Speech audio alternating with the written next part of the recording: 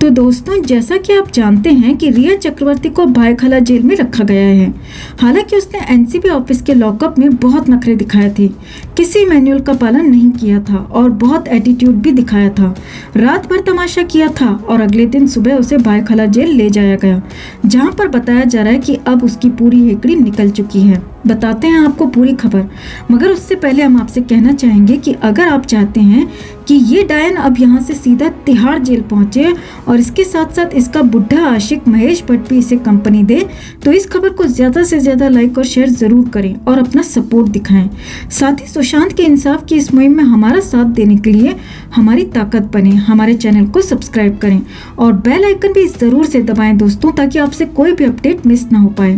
तो दोस्तों, रिया चक्रवर्ती अब भायखला जेल में अपने दिन काट रही है और अब यहाँ पर रिया चक्रवर्ती का सारा एटीट्यूड निकल चुका है जो वो अब तक दिखा रही थी। जी हाँ दोस्तों, बताया जा रहा है कि एनसीबी के लॉकअप में उसने पहली रात दाल रोटी सब्जी नहीं खाई, फिर अगले दिन उसे भायखला जेल लाया गया और यहाँ पर उसे कॉमन बड़े हॉल में वाले सेल में नहीं बल्कि सबसे अलग एक छोटे से सेल में रखा गया है, रिया की सुरक्षा को ध्यान में रखते हुए।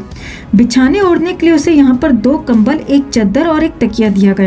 साथ ही पानी पीने के लिए एक छोटी सी मटकी सेल में रखी हुई है और उसे एक छोटा सा लोटा या फिर कहीं टम्बलर दिया गया और उसी से इसे पानी पीना है, नहाना धोना है। जी हाँ दोस्तों, और ये सब देखते ही बताया जा रहा है कि पहले रिया ने यहाँ पर भी एटीट्यूड दिखाया और उसने मांग की कि वो बहुत सारा सामान अपने घर से मंगवाना चाहती है, जिसके चलते मान शिंदे द्वारा भेजी गई वकील रिया के लिए बड़ा सा बैग लेकर आई थी। लेकिन रिया को कुछ जरूरी सामान ही रखने दिया गया और बाकी का सामान लौटा दिया गया।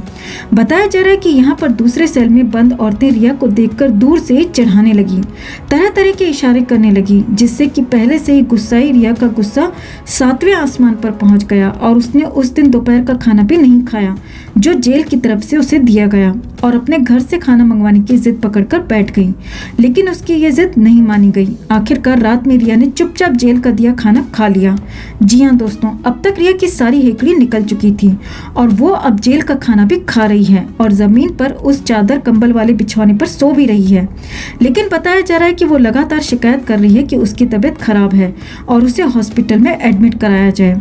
मगर डॉक्टर रिया का बीपी, ग्लूकोज वगैरह चेक करके गए हैं, जिसमें पाया गया है कि रिया जेल में रहने के लिए एकदम फिट है। लेकिन रिया का चिल्लाना, रोना धोना अभी भी जारी है और वो कह रही है कि वो इतने छोटे से सेल में नहीं रह सकती, उसे वहां पर घुटन हो रही है, उसे बड़ी जगह दी जाए। बात तो सही है दोस्तों, ये डायन अब तक सुशांत के पैसों पर ऐश करती रही है, महंगे महंगे नरम नरम गद्दों पर सोई है, महंगे महंगे कपड़े पहने हैं, पार्टियों में लाखों का खाना उड़ाया है। तो अब बेचारी को इस जेल के माहौल में एडजस्ट करने में कुछ वक्त तो लगेगा। तो इस चुड़ैल का ये रहा सहा एटीट्यूड भी कुछ दिन में निकल जाएगा। लेकिन हमें जो बात सबसे ज्यादा अच्छी लगी दोस्तों, वो ये कि यहाँ की दूसरी महिला कैदी रिया का मजाक उड़ा रही हैं। ये चुड़ैल इसी लायक है और हम तो कहते हैं कि उन महिलाओं को दिन रात इसको चढ़ाते रहना चाहिए, इसको इसकी औकात दिखाते रहना चाहिए।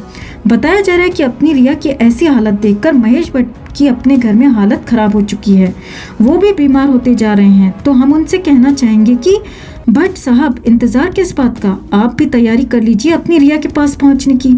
भायखला जेल ना सही, सीधा तिहाड़ जेल में उसे कंपनी दे दीजिएगा और फिर जिंदगी भर गुरु चेली मिलकर चक्की पीसते रहिएगा।